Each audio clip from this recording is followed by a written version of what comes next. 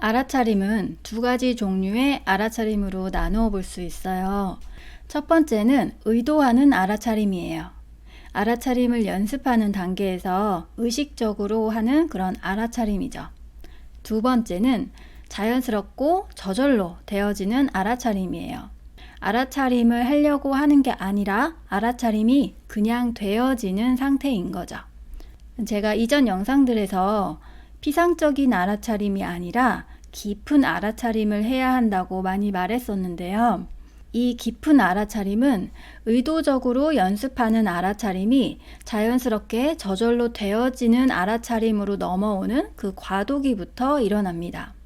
첫 번째, 연습하고 의도하는 알아차림 단계에서는 말 그대로 알아차림을 내가 연습하는 단계이기 때문에 당연히 시행착오라는 걸 겪게 돼요. 시행착오도 여러 가지가 있는데요.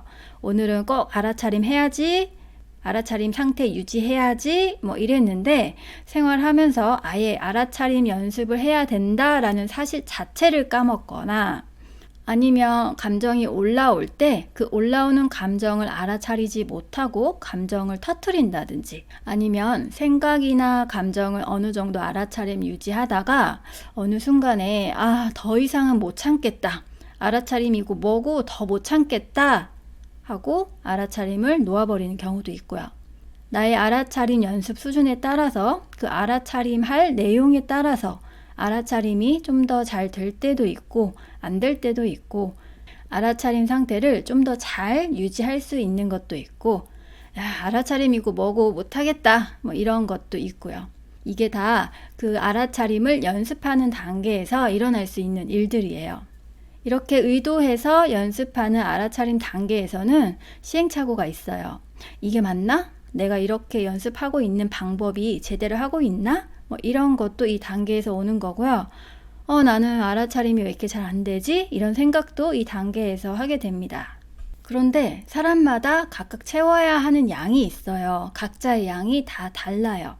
그래서 나의 알아차림 연습의 양을 그냥 연습하고 또 놓치고 연습하고 또 놓치고 이렇게 계속 반복하면서 나의 알아차림 연습의 양을 채우다 보면은 어느 순간에 나도 알아차림이 되어지는 상태, 두 번째 단계의 알아차림이 그냥 되어지는 상태가 오는데요. 제가 지금도 이렇게 자연스럽게 이야기하면서 숨도 쉬고 있잖아요. 제가 숨을 쉬려고 해서 쉬는 게 아니라 그냥 숨이 자연스럽게 쉬어지는 상태인 거죠. 이 상태가 저절로 되어지는 그런 알아차림의 상태, 이런 거예요. 내가 알아차림을 하려고 따로 신경을 쓰지 않아도, 애쓰지 않아도, 노력하지 않아도 그냥 알아차림이 저절로 되어지는 상태인 거예요. 보통 알아차림을 해야 한다, 알아차림이 되어야 한다 라고 말할 때 궁극적인 알아차림은 이 두 번째 단계의 알아차림을 말해요. 의도적으로 알아차림을 연습해서 저절로 되어지는 알아차림의 단계로 가야 하는데요. 이렇게 알아차림이 저절로 되어지는 상태가 되면 의식의 상태도 변하는데요. 머리로 시비분별 판단 이런 걸 하는 게 아니라 그냥 모든 게 그냥 알게 돼요. 이 단계의 의식 상태에서는 오로지 관찰자의 상태로 있게 되거든요. 관찰자 상태로 있게 되니까 시비분별 판단이 없는 거죠. 왜냐, 역할이 관찰자니까. 시비분별 판단을 안 하려고 애쓰는 게 아니라 저절로 그런 게 없는 의식의 상태로 들어가는 거예요. 이 상태에 얼마나 깊게 들어가 있느냐에 따라서 몸의 감각도 변하는데요. 예를 들어서 몸이 공중에 뜬 것 같은 느낌이 난다든지 소리가 이렇게 귀로 지금처럼 듣는 상태가 아니라 약간 물속에서 먹먹하게 듣는 느낌? 뭔가를 거쳐서 듣는 느낌 같다거나 아니면 소리가 색깔로 보이거나 소리가 움직이는 게 보인다던가 이런 식으로 육체의 감각이 아니라 에너지의 감각이 더 발달되어진 상태가 됩니다. 제가 경험하고 느낀 바로는 이 두 번째 단계의 알아차림, 저절로 되어지는 알아차림의 상태에 있으면 굉장히 평온하거든요. 머리에 뇌가 없어진 느낌이 들어요.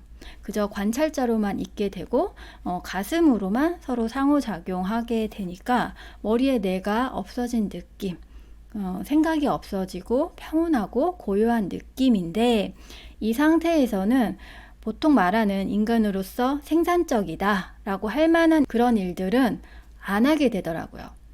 못하게 되는 상태가 돼요. 100% 관찰자의 상태로 있게 되니까 그렇게 되는데요. 인간적으로 뭔가를 만들어낸다, 뭔가 생산적인 일을 한다라고 표현을 할 때 머리를 써서 계획을 하고 노력해서 결과물을 만들어내고 이런 행동들인데요.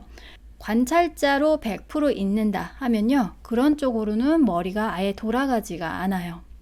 그저 관찰자 상태, 바라보고 그냥 알게 되는 상태, 그 상태에 머물게 되거든요. 저절로 되어지는 이 두 번째 알아차림의 상태가 얼마나 깊게 되냐에 따라서 제가 경험적으로 가장 크게 느끼는 것은 몸이 공중에 붕 뜨는 느낌이 드는데요. 그래서 저는 개인적으로는 그 중간의 상태를 지향해요. 알아차린 상태가 너무 깊어지면 저는 몸이 공중으로 붕 뜨는 느낌이 강하게 오는데요.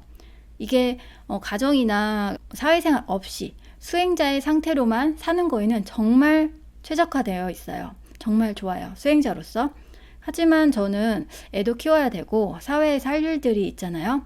그래서 적당히 몸에 땅이 닿는 듯한 느낌, 이 발끝에 땅이 닿는 듯한 느낌을 유지하려고 해요.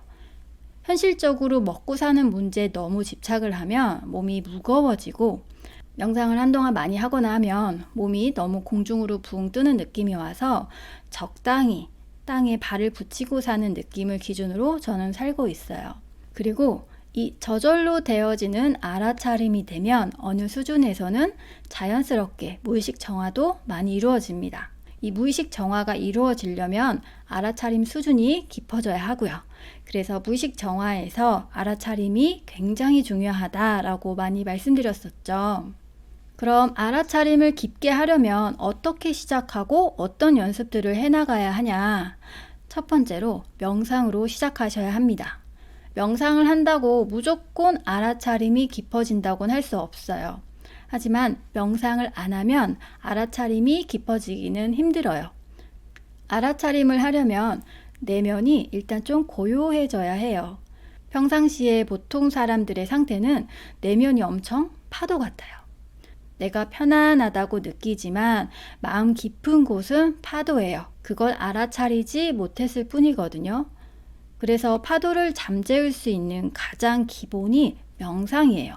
또 파도가 있다는 걸 알게 하는 게 명상이에요.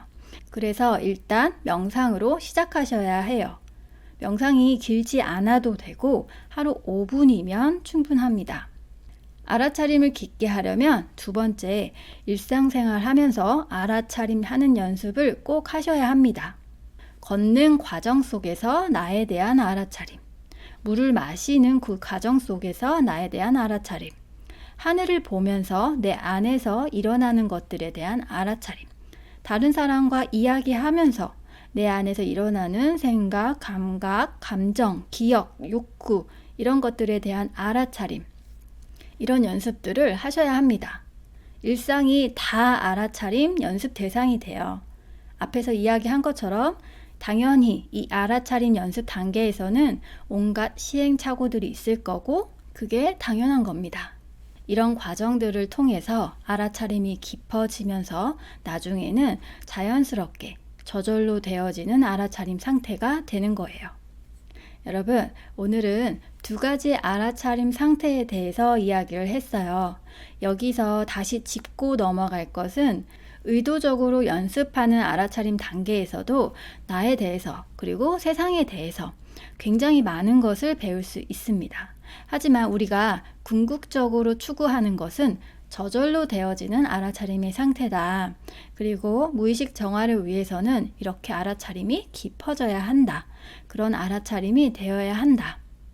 또 그렇게 알아차림이 깊어지려면 명상과 일상생활에서 알아차림을 연습해야 한다. 이거였습니다.